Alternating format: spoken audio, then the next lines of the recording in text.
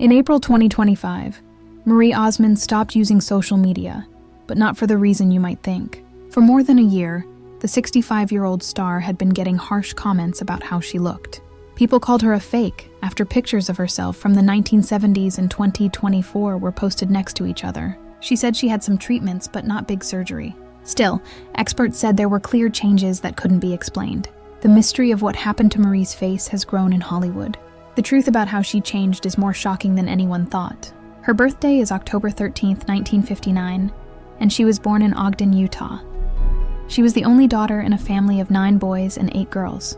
On the other hand, she was born when George and Olive were already very busy. Their first 2 boys were born hearing less. Doctors told them not to have any more kids, but George and Olive thought God wanted them to keep going. It was very dangerous. They didn't have enough money to take care of more crippled kids. It was a miracle when Marie was born healthy and able to hear great. The girl and the 5 younger boys who came after her all had normal hearing. They thought it meant they had done the right thing. But the truth was that having to pay for raising 2 deaf kids never went away.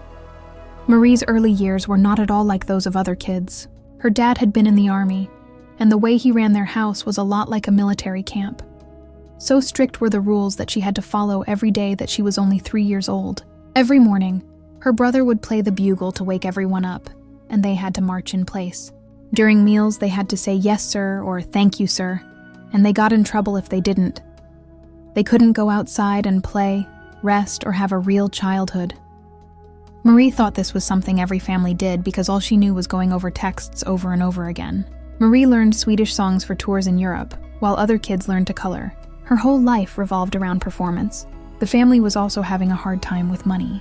They had to take out a loan on their farm and move to Los Angeles with no money saved in 1963, when Marie was only 5 years old. A failed business and hospital bills cost her father about $25,000.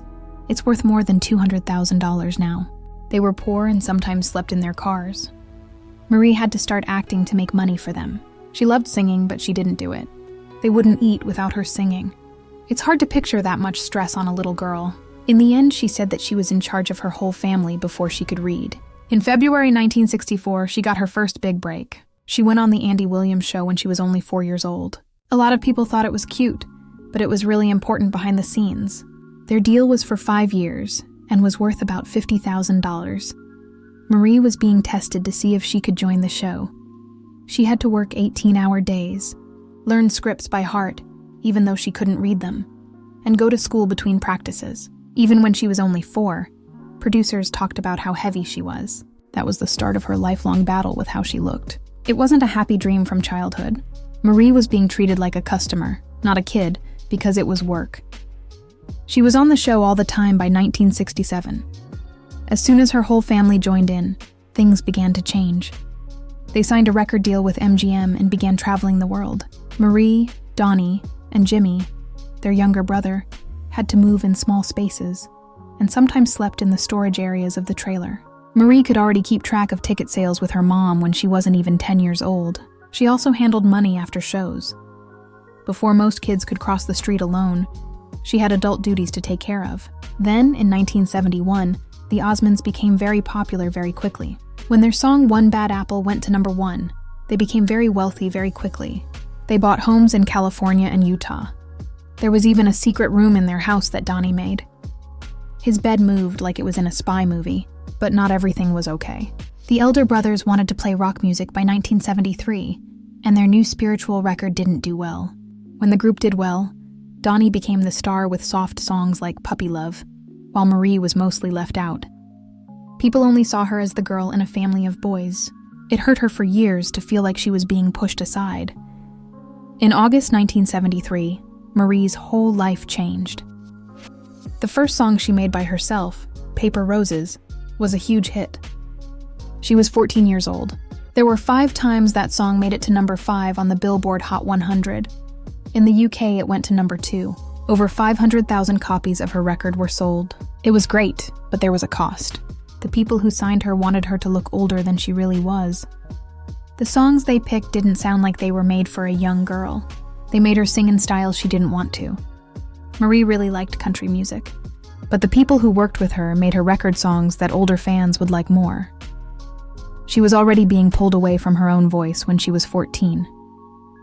Then came 1974, a year when almost everything broke down. Marie had been on tour all the time to promote her second record, In My Little Corner of the World. Her voice began to break. It shocked the doctors. Even though she was only 15, her vocal cords were damaged in a way that adults do after years of worry. The family went crazy when she had to stop shows. Marie made a lot of money for the Osmond name, and everything could have ended if she didn't have her voice. From that time, video shows her trying hard not to cry on stage while she sings. The machine around her kept moving, even though it was clear she was tired. Her third record, Who's Sorry Now, came out in 1975. It wasn't the same. It was more pop than country. Marie liked trying out new styles, but her boys didn't agree. Her family thought she changed the recipe, which is why the album didn't do as well. Even though she was only 16, she had to fight to be able to pick her own music. Mario and her bosses thought Marie was hurting the business, but Marie only wanted to get better. She felt the stress for years because it was so strong. Afterward, she shared that she thought she had to pick between being true to her family and being her own artist. In 1975, she went on tour in Japan. It was one of the most important days in her career. It was like Beatlemania, as fans screamed and passed out. Marie had to be escorted by cops to get through the crowds, but Marie was falling apart behind the scenes. Every year, she did more than 200 shows. Even for adults, that plan is very hard to follow. As a teen, it was awful. She was always working, flying from country to country, making records, appearing on TV, and trying to be a girl. There were not really any rules against child labor in the entertainment business back then. No one asked her if she was okay then. They didn't stop. It was too easy to get money. Marie Osmond had done more in her 16 years than most people twice her age. She had done shows, helped people, been useful to businesses, and been well known. There was a girl who never got to be a child, though, behind all the fame. Something that had never been seen before happened on TV in January 1976.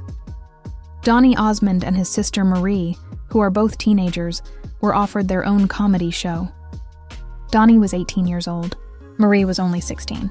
The head of ABC liked them during a guest appearance and gave them their own show, which aired on January 23, 1976. Almost 14 million people watched. It was the same thing every week. John Donny sang rock. Marie sang country music. And at the end of every show, they sang, "May Tomorrow Be a Perfect Day," while balloons fell from the roof. They were the youngest hosts ever, and even though variety shows were dying at the time, they were able to make it big.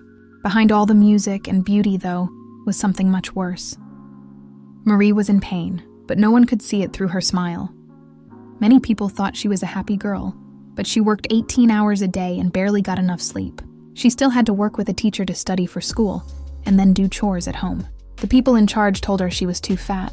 They told her to lose 10 more pounds, or the show would be canceled because she was only 103 pounds. Marie began to go without food. She lost 93 pounds. She was too tired to sleep. She began to see her body in ways that were not real. They called her a fat pig and dragged her into parking lots. She felt bad about what happened for decades. The stress kept building up, even though she tried to push through it. She put out a record in 1977 called "This Is the Way That I Feel," but not many people bought it. She wanted to have more say over her songs, but that made her family and the producers fight. They moved the show's production from Los Angeles to Utah by the end of 1977 and took full control of it. Marie tried to make the show look different. She wanted it to feel more up to date, so she switched out the old music for disco-themed shows. A few fans didn't like the changes. Some people missed the great country and rock parts that made the show feel unique. It was hard for her to find her voice in a world that always told her what to do. Things got worse in 1978. Marie passed out on set. Her body had given up. She was thirsty and worn out. They tried to hide it. They didn't let the press in and made sure no one outside the studio knew. They couldn't take the chance of ruining the show's good name.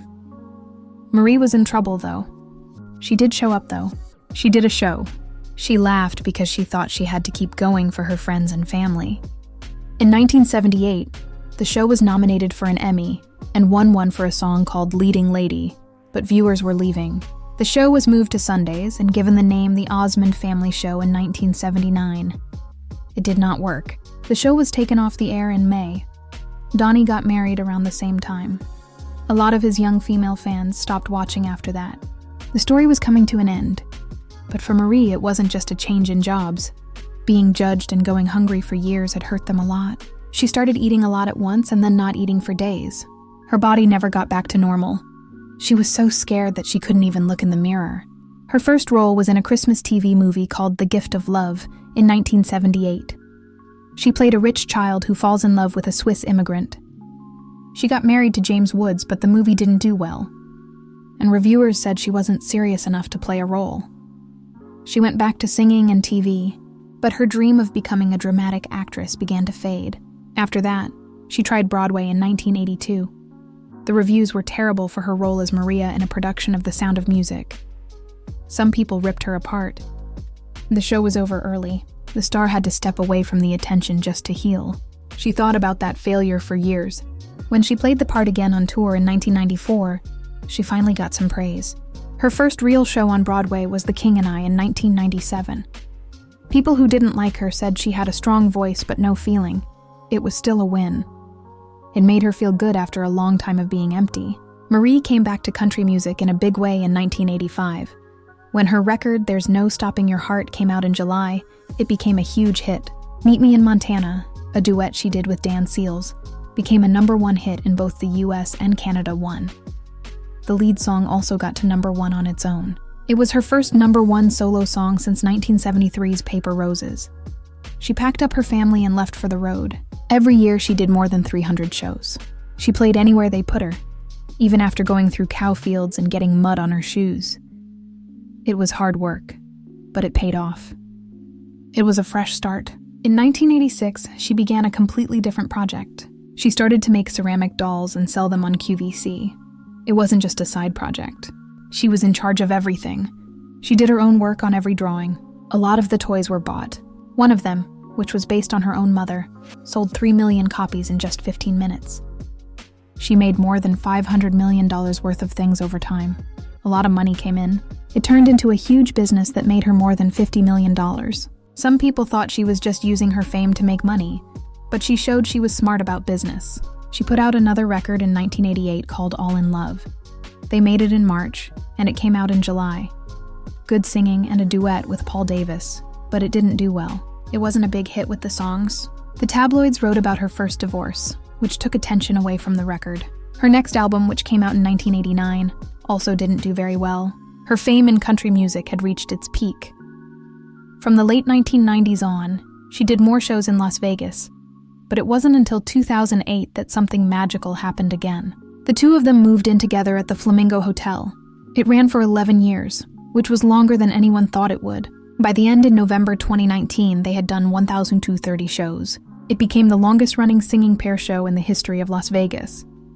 At one point, each of them was making more than $500,000 a year, plus a cut of the ticket sales.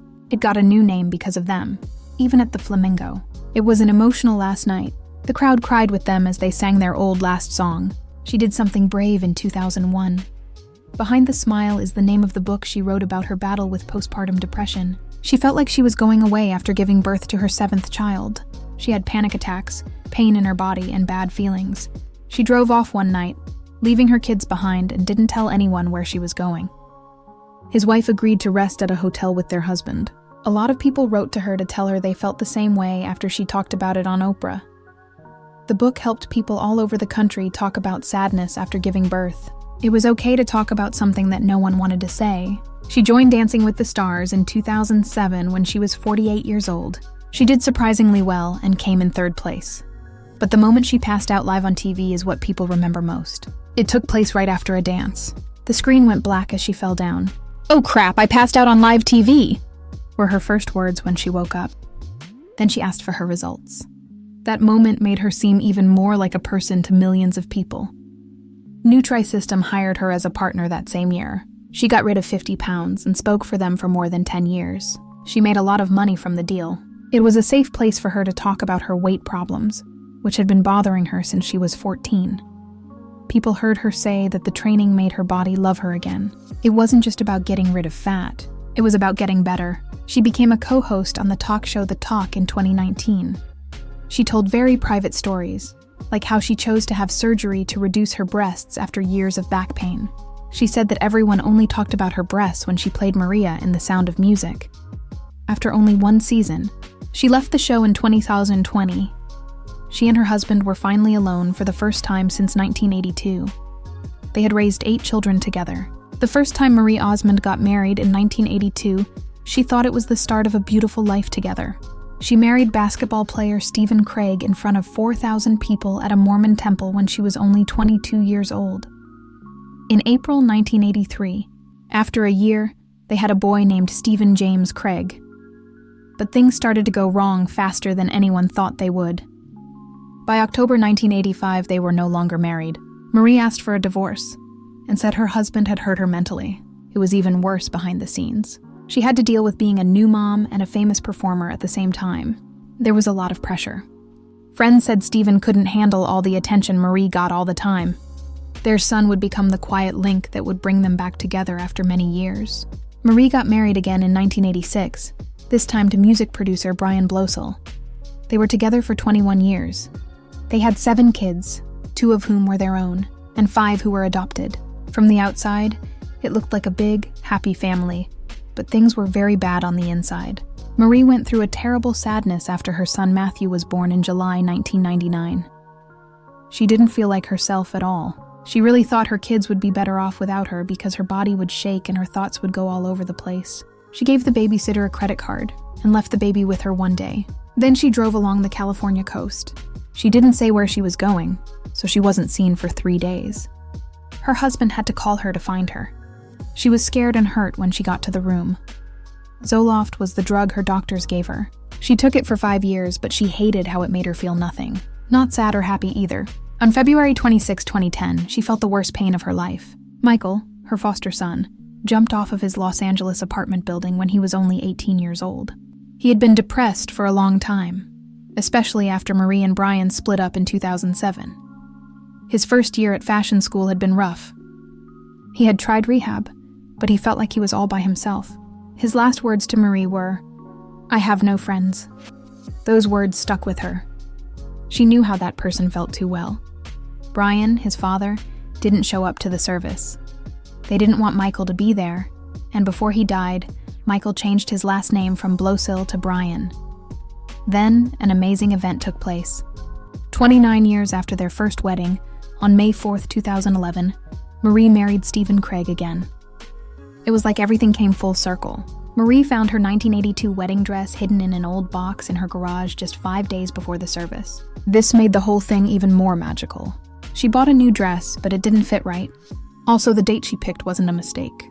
Olive, her mother, and Michael, her late son, both had birthdays on May 4th. Marie said she thought they were both there in spirit. Stephen and she had been seeing each other behind her back for 2 years before the wedding, just in case things didn't work out again. They got married in a Mormon temple in Las Vegas in private, and then they had a small party at home. It helped her get better.